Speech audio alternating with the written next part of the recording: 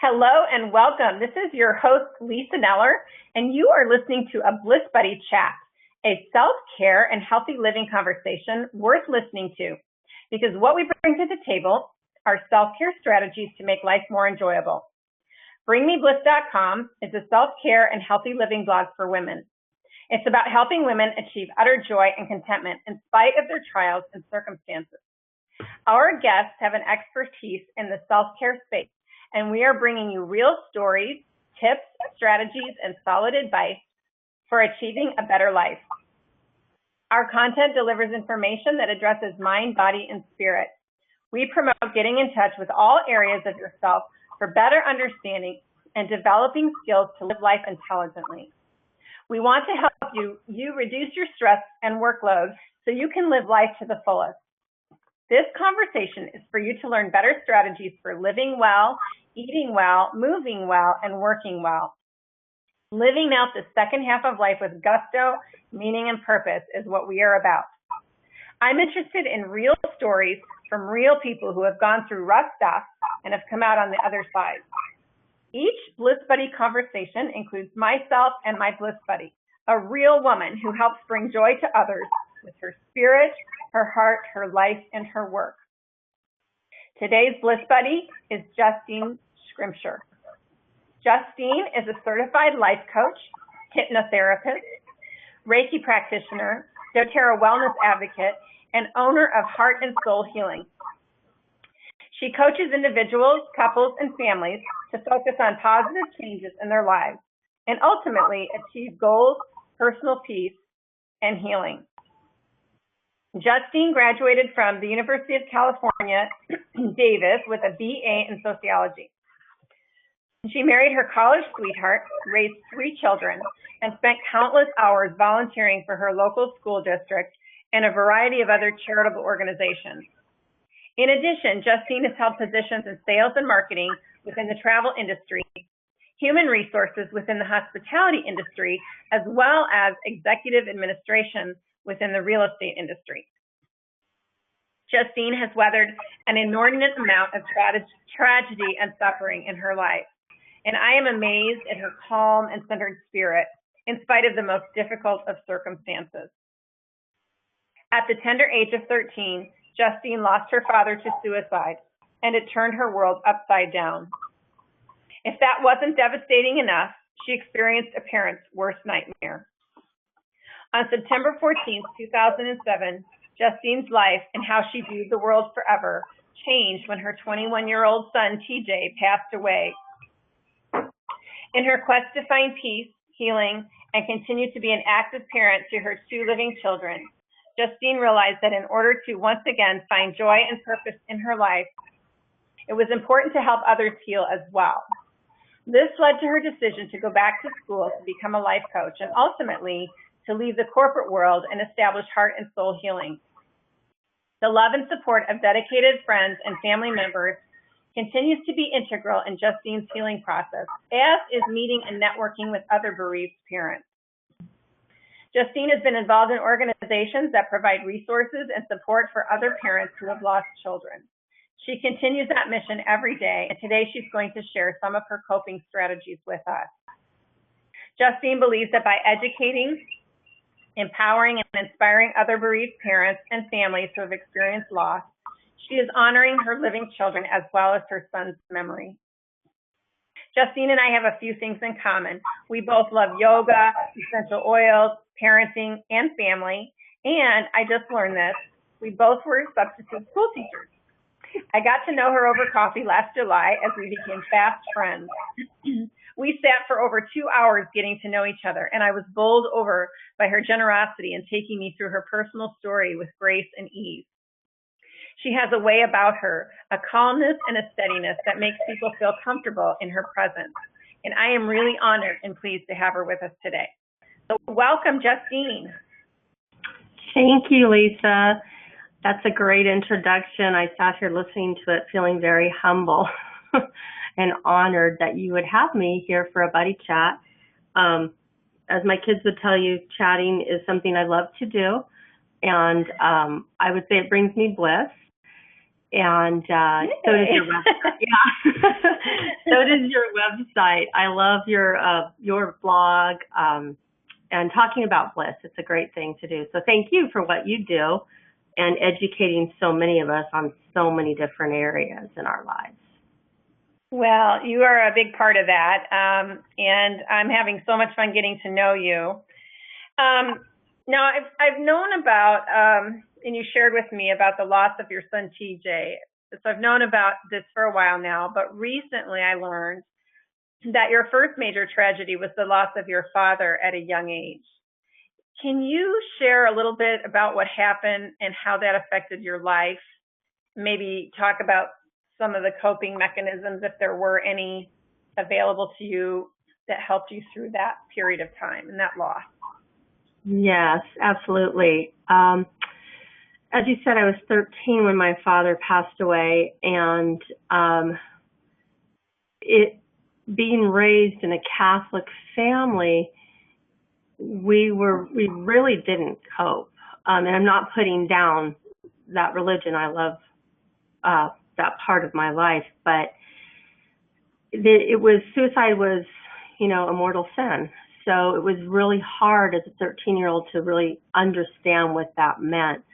I was, basically told that he was unhappy, and I didn't really know what that meant because I remember seeing him smile a few days before he passed away. And so what is happiness to a 13-year-old, right? Mm-hmm. I'm the oldest out of 4 children, and so we kind of my mom was young and did the best she could, I think, being a widow she was 32. So having 4 children and being a widow, what do? You just kind of keep moving on. And it was in the early 70s. I'm not saying there weren't resources out there, but certainly not the type of resources that we have today. So our family's way of coping was just to kind of go forward and try to forget about it. And it really didn't work. Suicide, again, I started researching that, probably how I got interested in sociology and psychology in college, because I was researching suicide and what that does to people. And, for people that are left behind, especially children, there are a lot of abandonment issues because this person chose to leave us. He chose to leave our family.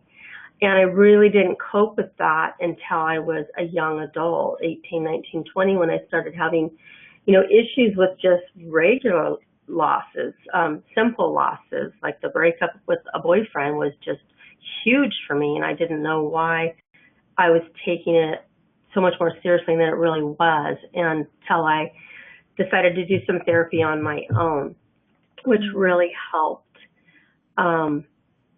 So, I would say we did have a very and still do have a loving family and lots of family members around.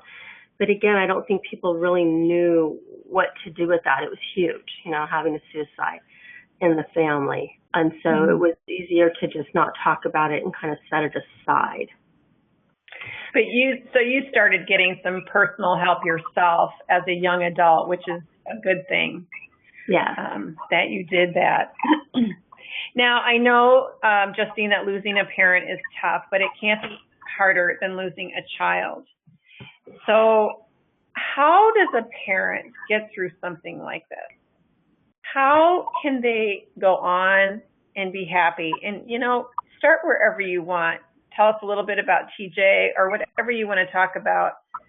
And okay. Maybe even addressing your initial grief and how you were able to start moving forward. Okay, thank you. Yes. Well, probably since I lost my father at a young age, being I don't want to use the word normal because that's not a good word, but I really wanted just to have, a great marriage and a normal family and 3 children, and my husband and I, were very active and still are in their lives and their school and their sports. So I think I really strived to have a certain family unit that didn't look exactly like mine. Not that mine was bad, it's just that I wanted to do something different. I didn't want my children to experience anything that I experienced.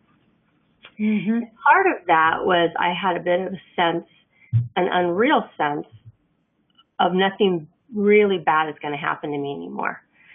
Not that, we all have bad things happen to us, but I remember, if I read a book or something that somebody had lost a child, I would think, oh, that's my biggest nightmare, as I'm sure it is for all parents. Our biggest nightmare is losing a child. But then I would childishly tell myself, well, that's not going to happen to you. You already went through a big tragedy. Well, of course, that's not how life works. And so when it did happen to me initially, TJ passed away unexpectedly, and he was 21, and everything in our life seemed to be going great at the time. My children all were happy, seemed to be thriving, and my husband and I had great jobs, and life seems really, really good. So it took me by surprise that way at first, and the second way was, and I literally looked up and said, really? Like I was looking up to the heavens and asking that question, why we're really going to go through this? And of course, I didn't want my children to go through this type of tragedy. It reminded me of that what I went through, losing a father at a young age. So I knew it was just going to affect us all the way around. And I did not know how we were going to cope with it. The pain of losing a child, and if there are bereaved parents out there listening to this right now, they may be able to identify with this. It's physical. It's overwhelming. It completely changes you, and it's surreal. So in the initial days, you're really not believing, even for years, you're not believing that it really happened, but it did, and so you have to live in the world, so you've got to try to find ways to cope. I am really fortunate, we all are fortunate as a family, to have a lot of loving friends. We were transplants to Arizona 30 years before, with not a lot of family out here, some, but we really made a lot of friends through our children, through their sporting events, through whatever. And this group of people, they're our family. That is the family that we created. And so initially we just had a ton of people jumping in and doing everything for us, the everyday things, just like meals. I had a 16-year-old youngest son at the time, and he was an active 16-year-old. And so, in sports, he was playing football, and we were active at his high school. And so, my initial thoughts were, how do we do this with him? And we just had a huge support system. Our oldest was 23, and she was getting ready to move possibly that year to, she just graduated from ASU and was going to move to California and pursue a career in film. And that changed her world. She decided not to go. She decided to stay with the family. She didn't want her younger brother to lose another sibling, so to speak, not to have someone here at all his football games. So there's a lot of that went on in the beginning, where we just, how do we do this as a family? What do we do? And communication was first and foremost, and I hope we did a good job with that with our children and tried to. But then after people leave, not really leave us all together, but everybody does have to go back to their normal way of life, it became, well, how do I survive in the world? And for a while there, I really didn't. We all grieve differently. Men and women grieve differently. Husband and wives grieve differently. My husband wanted to go back to work and be around a lot of people. I wanted to be at home, and I wanted to read other people's experiences, and I wanted to have my, best friends and close family members just surround me and just kind of hibernate. That's kind of how I dealt with it in the beginning, and just try to be there for my living children. So we dealt with it very differently. And I remember that first year as just being, we were surrounded by a lot of support, but also it was filled with a lot of pain and a lot of questions. And so I think for me, reaching out to other grieving parents when I could, I did get some therapy again, which was great.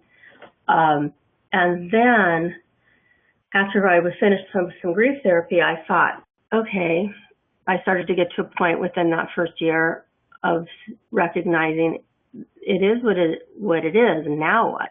Now what do I do with it? And that's when I decided to go back to school to become a life coach, and wanted to connect with other grieving parents and anybody really that's dealing with loss. It doesn't just have to be loss of child, but I was kind of given that message that I should do that, and so I did do it. It was difficult. I was in the process of grieving still, the early stages within that second year, and working full time, but it was an amazing process to go through. It had me look within. I had to deal with a lot of my own stuff, so to speak, and to get through the grief. So that was a big decision I made in the moving forward process. Very good. Now, I want to ask you, in helping grieving parents, what can those who are hearing the news for the first time say to someone who has just shared that they lost a child? And on the flip side of that, what are some things that they shouldn't say, you know? Yeah. Now, those are really good questions, and that kind of has to do with a personal passion of mine. When, you know, I was really, and this might be my sociology side, I'm very curious about the way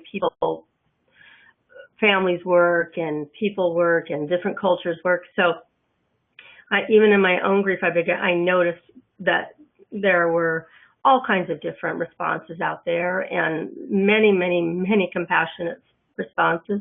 But there were sometimes things that people just, they didn't know what to say. And in that, and nothing was ever malicious, but sometimes when people don't know what to say, they do say something that can be hurtful to the grieving parent.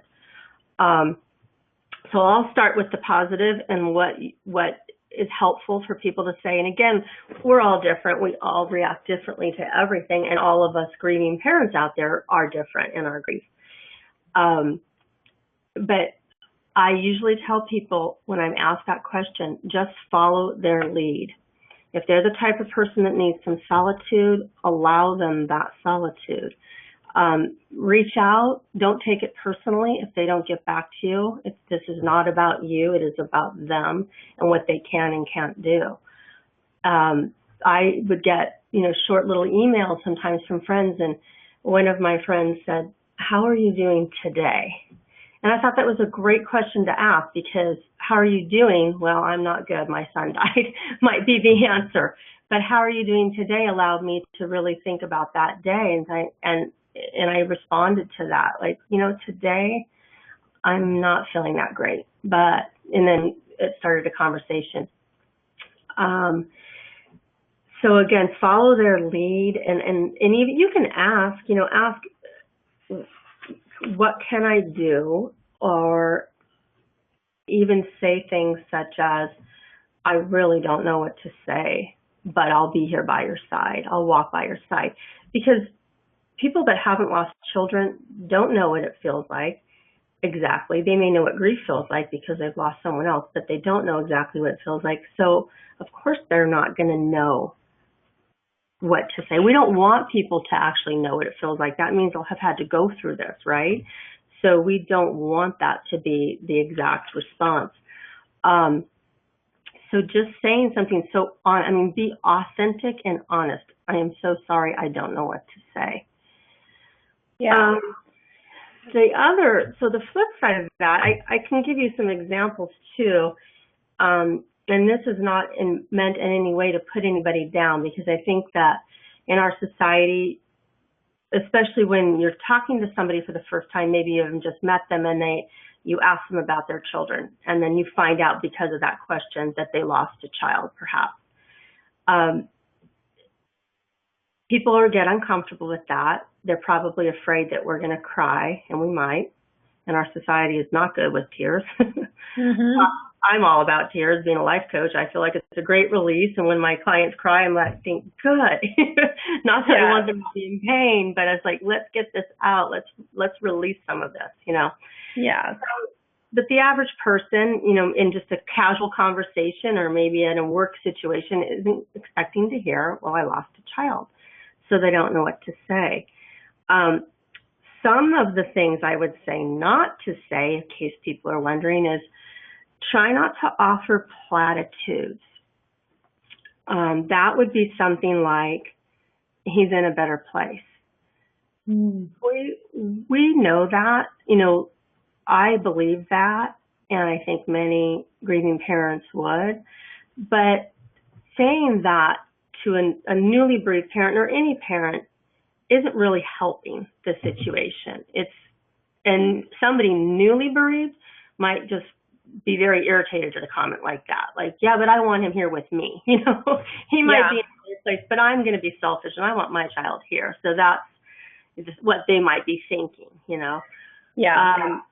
The other thing that is hard that I had to hear sometimes and would be, well, but your child wants you to be happy, meaning my child in heaven wants me to be happy.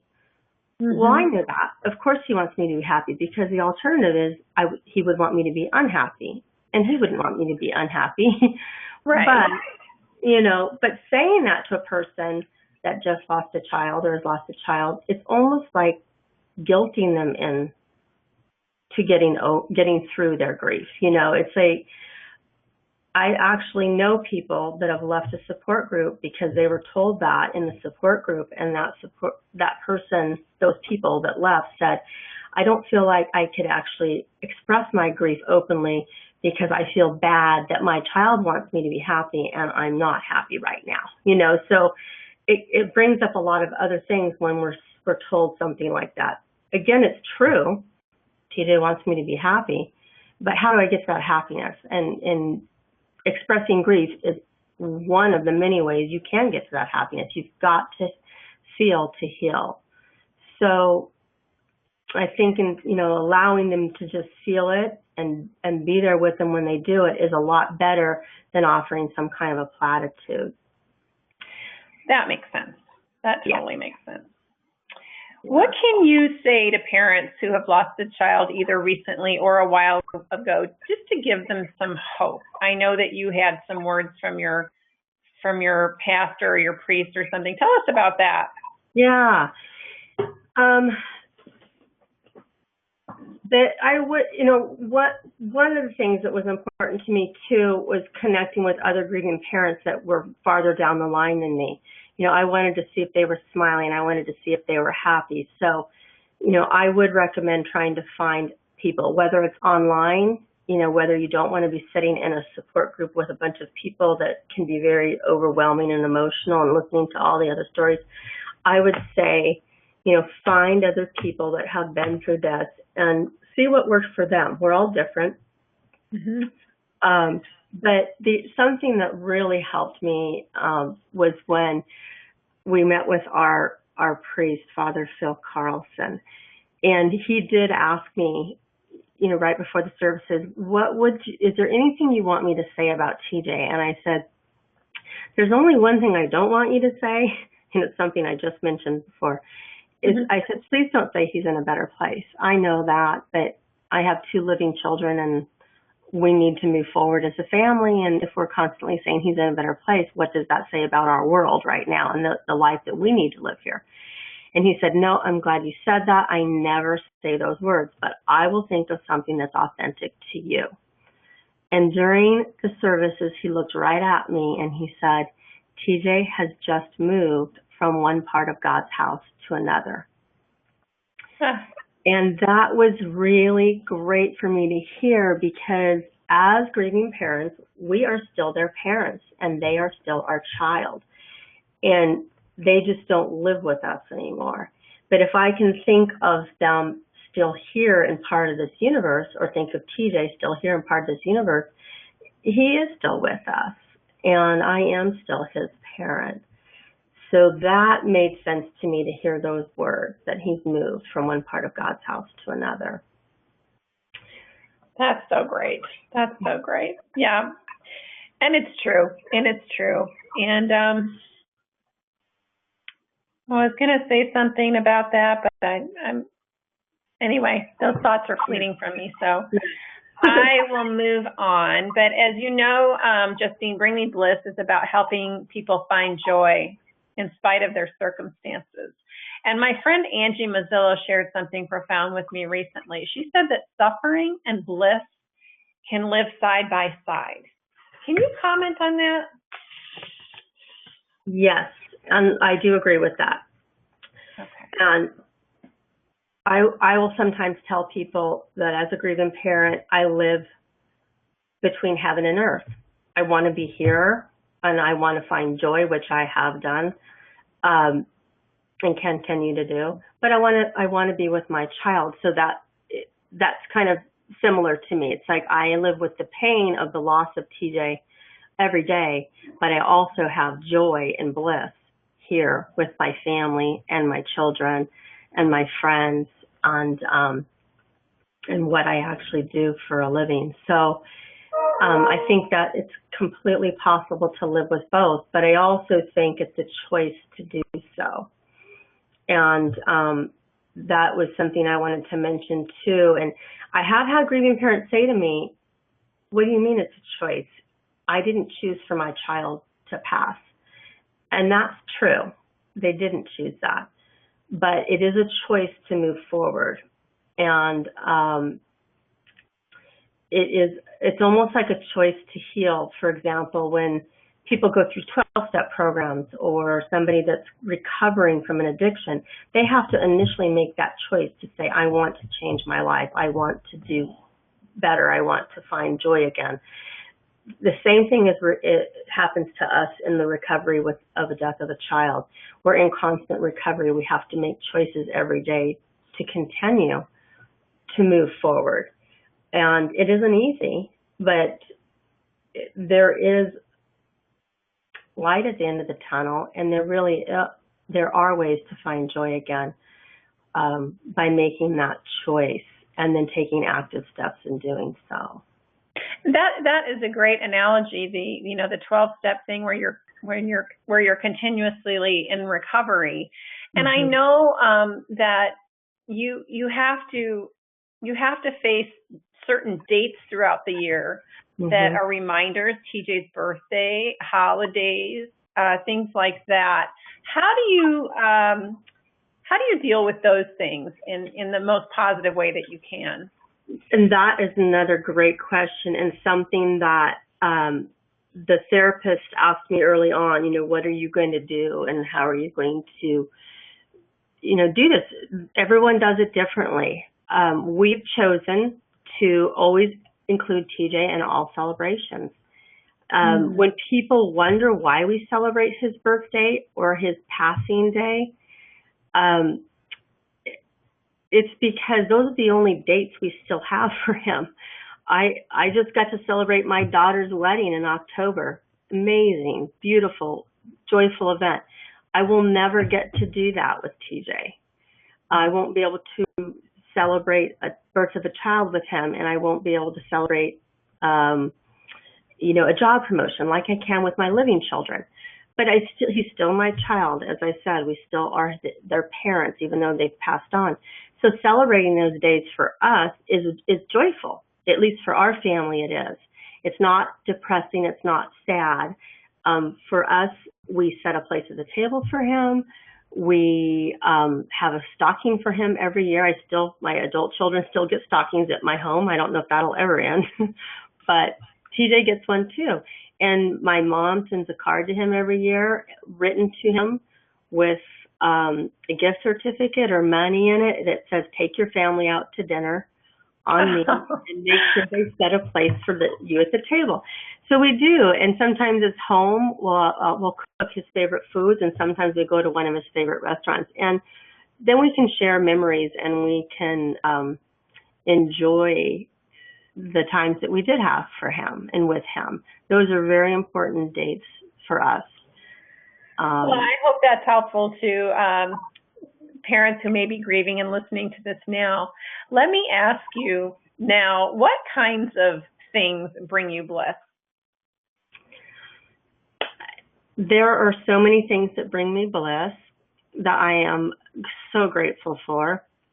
First are my children, all three of them, my living children and my angel, and my family, and yoga. I love yoga, and enjoying meeting people that are like-minded, such as you, who enjoy finding bliss, who enjoy living healthy, and creating memories. I love creating memories. My two living children still want to go on family vacations with us, and how lucky are we that we can do that? So I get to create memories with them, and that really does bring me bliss. Wonderful. Can you share one thing that someone can do in the next 24 to 48 hours to either begin healing or move forward into the next stage of healing? Yes. As a life coach, I talk a lot about the way you feel. I usually ask a lot of questions of my clients about how they're feeling. And so what's important, especially when you're in the beginning of a grieving process, is to really find out how you feel. Journal. You can look back on those journals months and years later, but in the beginning, journal exactly how you're feeling that day. And it doesn't matter if it's all negative and all bad. You're getting it down, you're getting it out on paper. And then what I would recommend doing, and this isn't always easy for people to do, but I really do believe in the law of attraction and creating our own future by visualization. That's part of what I do as a hypnotherapist. We do a lot of visualization. So when you're writing down your feelings, pay attention to what it's like to feel that way. I'm feeling very sad. I'm very unhappy. How does that feel? Not good, or just be honest with yourself and how does it feel? And then I would encourage people to get into a quiet place and visualize a happier place.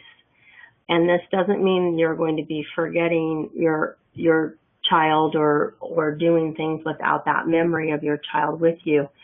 But really go to a place that you've been in the past in your mind, wherever your happy place is. If it's sitting, by a beautiful babbling brook or by the ocean or in a forest or in a garden, put yourself in your mind in there. Visualize yourself there. And then write down those feelings, how you feel when you're in this place. And a lot of times people will have answers such as peaceful, joyful, positive, whatever it is. Pay attention to those feelings and make a choice on which feelings you want to experience for your future. And it can be either, but just make that choice. Yeah, that's great advice, Justine. Thank you so much. So what do you want people to know about your business of life coaching and how you can help either locally or via the internet? I know you're in the process of redoing your website. But anyway, just tell us what you want people to know, where they can find you. Okay, great. Well, they can find me. My business is called Heart and Soul Healing, and my website is heartandsoulhealing.net. It is under construction, but we've got some really fun up-and-coming things in the next few weeks. If you do want to reach me ahead of time, you can do it via email at lifecoachjustine@gmail.com. But my business is really about moving people forward. And like you said in the introduction, really empowering people to make those choices for personal healing and peace in life. I can do that several different ways. There's meditation, learning to meditate, hypnotherapy, life coaching session, and then of course the essential oils all combine with that too. You can use the oils for emotions. So I'm very excited about people that do want to move forward. Life coaching is a very active way of healing. Therapy is amazing too, talk therapy and other types of therapy, but sometimes what I like to say is therapy, you're going to find out, why do I do the things I do? They talk a lot about your past and your history. Life coaching is a lot about working in the now. You know, we need to know a little bit of your story, but where are you now and where do you want to be, and let's move forward to that. So it's very action oriented. And that's what I would tell people, that you're going to take action when you hire a coach. Yes, don't be afraid to take some action. It is how we move forward, and that is what we want people to do. Well, listen, I am so honored that you joined me today, but also just to know you and to be walking alongside you in this journey called life. And so I'm very grateful for you and our friendship, and I'm looking forward to sharing this recording with people so that we can continue helping other people. So thank you so much, Justine, for joining me today. You're very welcome, and thank you, Lisa. I really appreciate it. All right. Have a great day. You too. All right.